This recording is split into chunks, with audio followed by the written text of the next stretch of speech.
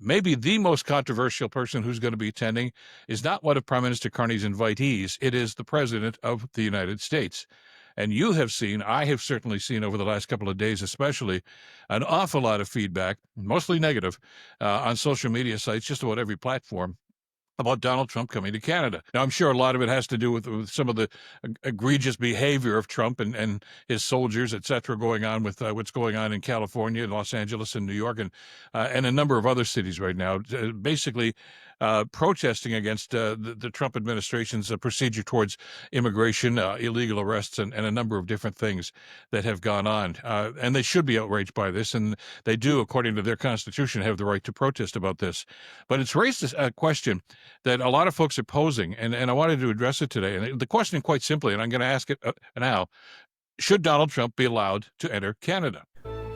Welcome to the Bill Kelly Podcast, critical discussions in critical times. Here's your host, Bill Kelly.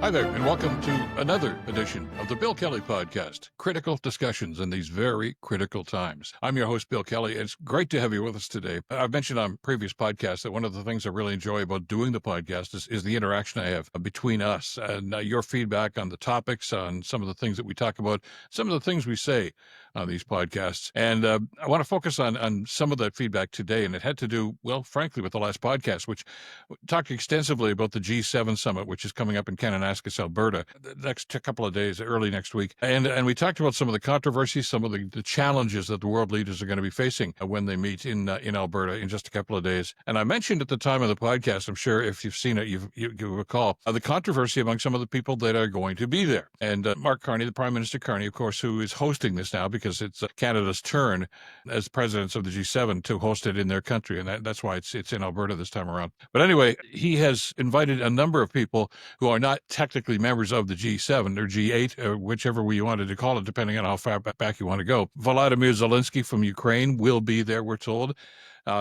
Ukraine plays a key role in what's going to be happening, the geopolitical aspect of it, but certainly the economic aspect of it over the next couple of years. So it's important that he be there. And it's important also that anytime you get a group of leaders like this together who are like-minded on so many issues, an opportunity to talk to Zelensky, to get his feedback and have that dialogue back and forth. So check that box. That's fine. One of the other ones, of course, is Indian Prime Minister Narendra Modi, who has been invited. India is not a member of the G7. They are a member of the G20, the much broader base on this. So there is an economic tie here. And that's the key thing, economic tie. Absolutely necessary that India, as the growing economy and one of the greatest economies and one of the most successful economies in the world these days, if Canada wants to expand their economic horizons, India's got to play a role, which is also the reason why Saudi Arabian Crown Prince Mohammed bin Salman has been invited. Probably not going to attend. But it's I think an invitation that had to happen because Saudi Arabia is a very large influence in what's going on in the Middle East and also in the world economic picture, as evidenced by the number of people that are paying attention to what's going on in Saudi Arabia right now. And again, I go back to the idea that Canada has to pay attention to what's happening. But maybe the most controversial person who's going to be attending is not one of Prime Minister Carney's invitees. It is the President of the United States. And you have seen, I have certainly seen over the last couple of days especially, an awful lot of feedback, mostly negative, on social media sites, just about every platform, about Donald Trump coming to Canada. Now, I'm sure a lot of it has to do with some of the egregious behavior of Trump and his soldiers, et cetera, going on with what's going on in California, Los Angeles, and New York, and a number of other cities right now, basically protesting against the Trump administration's procedure towards immigration, illegal arrests, and a number of different things that have gone on. And they should be outraged by this, and they do, according to their constitution, have the right to protest about this. But it's raised a question that a lot of folks are posing, and I wanted to address it today. And the question, quite simply, and I'm going to ask it now, should Donald Trump be allowed to enter Canada?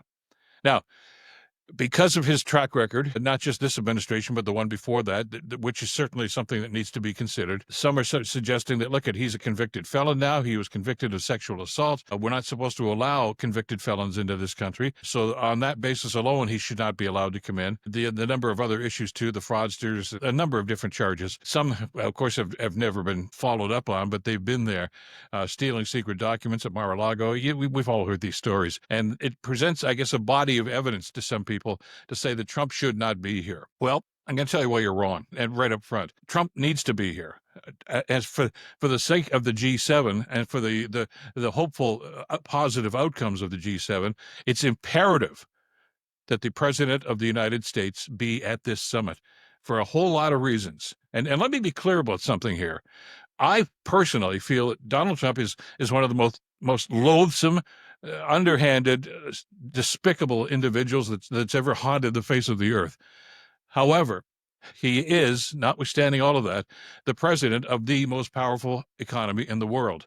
And he's also the president of the country that seems to be trying to put us under their thumb economically, if not militarily. I don't know what's going to be happening in the future here, but it's absolutely necessary that dialogue take place. Trump needs to be here because any decisions that are being made, not just by Canada, but by the other member nations during this summit that are going to involve things like economic futures, like military strength, NATO, etc. If it's done in the absence of the United States, then it's worthless. They don't control this, but they are, let's face it, one of the key members, always have been and always will be.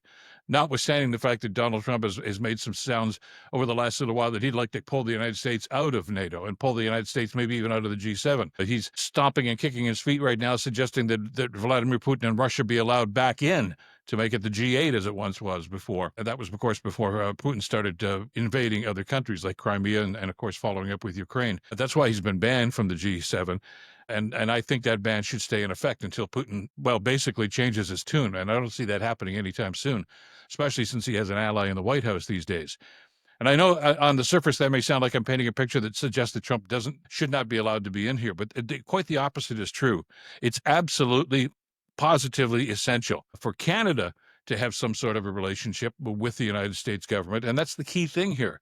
You don't have to like Donald Trump. Most of us don't in this country, thankfully. We don't have to respect him, but you have to respect the office, and you have to respect the authority of that office too. And as we've seen over the last couple of months, and let's lay this all on the table here, Trump can make life miserable for people that he doesn't like. And he's already done that in Canada with tariffs, which are, let's face it, they're having a detrimental effect on our steel industry, aluminum industry, the dairy industry, the farming industry out west. There's a long, long list of elements that are being adversely affected by this. And it could get worse, could get a lot worse. And it's important that we can maintain some sort of a relationship. We're told that both Carney and Trump personally have been talking about trying to modify their existing trade deals, such as they are. That's a good sign.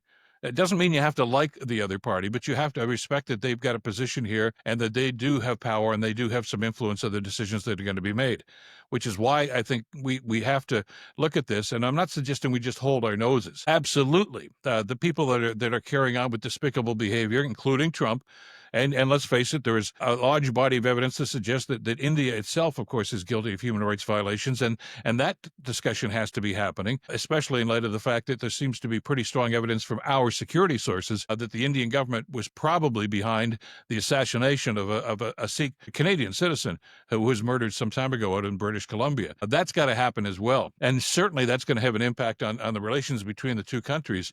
But when you're dealing in international politics, it's pretty obvious that you've got to be able to chew gum and walk at the same time. You've got to maintain some sort of a relationship with these countries because of the economic ties. Even China, who we obviously don't trust, they don't trust us, and there's been some pretty bad vibes and some pretty negative influences from the Chinese government onto the Canadian economy. We still trade with them, for a variety of reasons. There's a huge tariff on Chinese automobiles and other things of this nature, and they've responded with canola and tariffs and things. It gets ugly, I know that. But by the same token, it's there. The reality is that trade is absolutely necessary for Canada to survive. We are a trading nation. And if we want to believe Prime Minister Carney, and I think most Canadians do, it's imperative that we start looking for these new markets or to expand the work that we're doing with existing trading partners in the European Union, certainly even with China, and certain through the Middle East and Scandinavia, right around the world. We've got to reduce our reliance to the United States economy and to the United States military. And you do that by reaching out to other places. And as I mentioned in a previous podcast, there's some pretty strong evidence that from a geopolitical standpoint, nations such as Canada, the United States, the UK, France, Japan, the liberal democratic, small L liberal democratic societies, have to stick together, but they also have to face the realization that many other parts of the world don't share their government philosophy, don't share an awful lot of things about how their countries are run, but the international trade suggests that there has to be some sort of a linkage there. And I think that's what Carney's talking about, and I thought that's going to be one of the key factors in this upcoming summit. Trump has to be there. And I know some people have made an awful lot of noise about this. Former NDP member of Parliament Charlie Angus has been on social media. I guess he's making speaking engagements, getting a lot of hate. I'm sure he's packing the halls because a lot of people despise Trump, and I'm one of them. I can't stand the guy. Never have. I think the world is a far more dangerous place with him in the White House and his influence on not just U.S. government, but on international government affairs. But that's what it is. And it is sadly something that we're going to have to deal with. But you don't do it by slamming the door. You don't, as one of my members said, you don't just throw the chessboard up in the air and say, well, that's it, I'm not going to play anymore. Yeah, we got to play. Okay? It would be stupid to not play, and stupid to ignore what's going on here economically and militarily, and to disinvite the president of the country who's right below us and who has the most to win in these situations. Trump's a bad actor, absolutely a bad actor. But there's an old phrase that I'm sure we've talked about a number of times, keep your friends close, your enemies closer. I don't necessarily feel it's proper that we describe the United States as an enemy these days, but they're certainly not our best friend anymore. And they're certainly not a reliable partner anymore. But that doesn't mean that we sever relations. That would be catastrophic to Canada in the short term and in the long term. So yeah, Trump is allowed in. And it's got to happen. And now what's going to happen at the conference, the influence he's going to have, has yet to be determined. He's not a big player. He doesn't have the respect of just about everybody who's going to be around that table. But you respect the office of the United States of America and the influence that they have. And that's why he has to be allowed here. He has to be allowed to speak, and he has to be a member of what's going on with the G8, G7, whatever we're going to call it. I don't think he's going to be successful in that regard, by the way. There's no way that the other members are going to allow Russia back in there under the current situation, especially with Zelensky at this meeting. And I'm sure he's going to be stating his case for even more assistance for Ukraine. So there's a lot on the table right now. And you can probably predict the sort of negative comments you're going to hear from Trump about this, about, turning off aid for Ukraine, trying to bring Russia back into the partnership simply because he's got this thing about Putin. And I'm sure the other member nations are going to listen to that and vote accordingly and talk to him accordingly about that. But you don't make things better by sticking your head in the sand and pretending that it's not there. It's there. He's the devil that we know, and he's the devil that we have to deal with, and we're going to start dealing with him on a one-to-one basis. That seems to be the tack that Prime Minister Carney has taken, and I agree with him. I think it's the best way for us to go here. We'll see what happens, and we'll talk about that, of course, after the conference and just what the impact's going to be. But Trump will be there, and you don't have to like it, but you have to understand that it's absolutely necessary that he attend. That's it for this edition of the podcast. Thanks so much for being with us. You can pick us up if you're new to the show. Thank you for joining us. Just about anywhere you get your podcasts, we're there. And we always add extra features, add-on features, of course, to our posts. Check those out, too, because they can really enhance, I think, the discussion and dialogue going forward about what we're going to be talking about in future podcasts as well. Thanks, as always, to Madeline Kelly for the great work putting this one together. As always, I'm Bill Kelly. Until next time, stay in touch and stay informed. Bill Kelly Podcast brought to you by Wizen's Law, personal injury lawyers. Listen, you didn't choose to get injured, but you can choose the right lawyer. Wizen's Law, 905-522-1102 or wizenslaw.com.